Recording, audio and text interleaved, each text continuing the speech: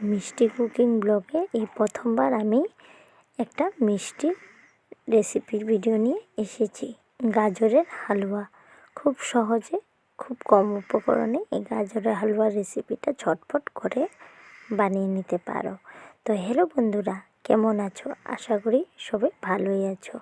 মিষ্টি কুকিং ব্লগে আপনাদেরকে আমি আবারও ওয়েলকাম জানালাম। আপনাদের এত আদর ভালোবাসা আমিও ভীষণ ভালো আছি। তো চলো আমরা বেশি দেরি না করে এই গাজরের হালুয়া রেসিপির ভিডিওটাকে দেখে নিই। এখানে আমি হাফ কেজির মতো গাজর নিয়ে নিয়েছি। এখন আমি এটাকে ভালো করে ছিলে ধুয়ে গ্রেট করে নেব। তো আমার গ্রেট করা হয়ে গেল। এখানে আমি হাফ লিটারের মতো দুধ নিয়ে নিয়েছি। তো আমি গ্যাসটা অন করে দুধটাকে বসিয়ে দিলাম। আর এখানে আমি গ্যাসটা অন করে কড়াইটাকেও বসিয়ে দিয়েছি। এখানে আমি একটা ছোটো সাইজের বাটারটাকে অ্যাড করব।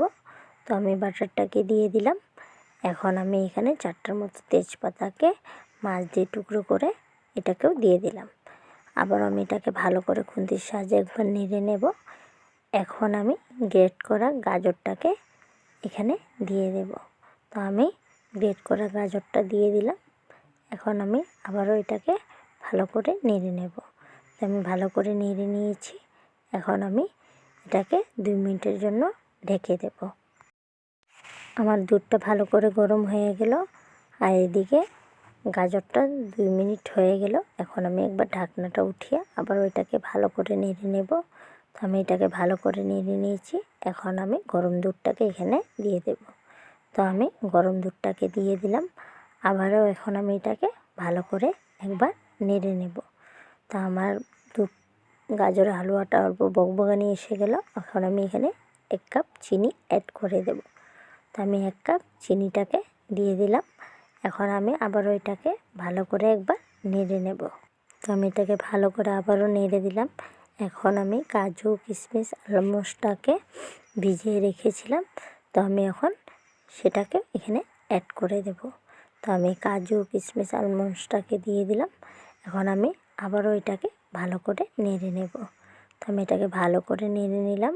এখানে আমি 4-5টার মতো এলাইচিকে গুঁড়ো করে নিয়েছিলাম। তখন আমি এলাইচিটাকে দিয়ে দিলাম। এখন আবারও আমি এটাকে ভালো করে নেড়ে নেব। তো আমার গাজরের হালুয়ার রেসিপিটা রেডি। এখন আমি এটাকে নামিয়ে নেব। তো আমি গাজরের হালুয়াটা নামিয়ে নিলাম। আর আপনারা আমাকে এইভাবেই আদর ভালোবাসা দিতে থাকবে। আমি আপনাদের সাথে এরকমভাবে সুন্দর সুন্দর রেসিপির ভিডিও নিয়ে আসব। আর যদি আমার এই গাজরের হালুয়া রেসিপির ভিডিওটা ভালো লেগে থাকে তো কমেন্ট করে নিশ্চয়ই জানিও। আর লাইক আর সাবস্ক্রাইব করে দিও। Bye bye guys.